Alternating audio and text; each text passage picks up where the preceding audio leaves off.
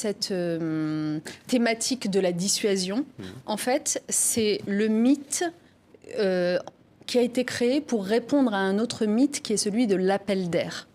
Le problème, c'est que l'appel d'air est un mythe. Je veux dire, la France n'est pas particulièrement choisie. Prestation sociale. Voilà, exactement. Donc cette idée qu'en fait cette idée que les gens, si vous voulez, traverseraient le désert, la Libye, seraient victimes de traite, etc., traverseraient la Méditerranée au risque d'y mourir, tout ça pour venir bénéficier d'une prestation sociale. En fait, c'est pas pour ces raisons-là que les gens fuient leur chez eux. Généralement, c'est parce qu'il n'y a plus du tout le choix, qu'il n'y a plus de possibilité d'y vivre dignement.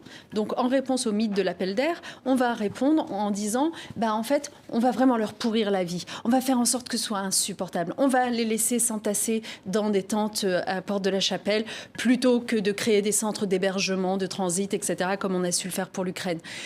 En fait, vous obtenez quoi avec ça ? Vous obtenez, pour la population considérée, les étrangers en question, une hausse de l'insécurité, de la délinquance. Les mineurs isolés étrangers qu'on laisse dormir sous des tentes, ils sont souvent saisis par des réseaux de traite, des êtres humains, etc. Machin.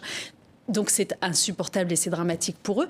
Mais vous obtenez aussi que vous avez créé pour tous les Français qui habitent autour et qui regardent ça, des indésirables. Et c'est comme ça que vous faites monter dans la perception de l'opinion publique française cette idée que c'est angoissant quand même ces étrangers.